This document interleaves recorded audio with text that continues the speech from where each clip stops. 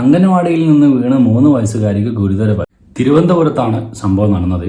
സംഭവത്തെക്കുറിച്ച് അധ്യാപികയോട് ചോദിച്ചപ്പോൾ ടീച്ചർ എന്നോട് പറയാൻ മറന്നുപോയതാ. എങ്ങനെയുണ്ട്? ഇങ്ങനെ ഫുഡ് കൊടുത്തു ഒരു പാൽ കൊടുക്കാൻ വേണ്ടി പാൽ കൊടുത്ത് 5 മിനിറ്റ് ആയില്ല, വീണ്ടും വൊമിറ്റ് ചെയ്തു. നിർത്താത്ത കരച്ചിലായിരുന്നു. മോനാണ് പറയണത് വീഴുന്നു വന്നു.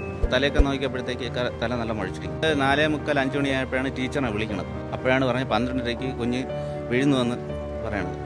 എൻ്റെ അടുത്ത് പറയാൻ ഞാനാണ് കുഞ്ഞിനെ വിളിക്കാൻ പോയത്. മറന്നുപോയി എന്നാണ് അവർ. നമ്മൾ ചെന്ന് നമ്മളായിട്ട് തന്നെ കൊണ്ടുപോയിക്കോളാം.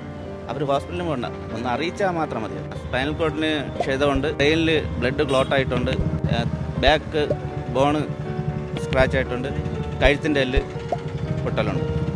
എനിക്ക് പറയാനുള്ളത്, ഇനിയെങ്കിലും ഈ അംഗനവാടിയിലും അല്ലെങ്കിൽ ചെറിയ കുട്ടികൾ പഠിക്കുന്ന സ്കൂളിലൊക്കെ CCTV നിർബന്ധമാക്കും. അത് മസ്റ്റാണ്. അല്ലെങ്കിൽ ഇതുപോലുള്ള വാർത്തകൾ ഇനിയും കേൾക്കാൻ സാധ്യതയുണ്ട്.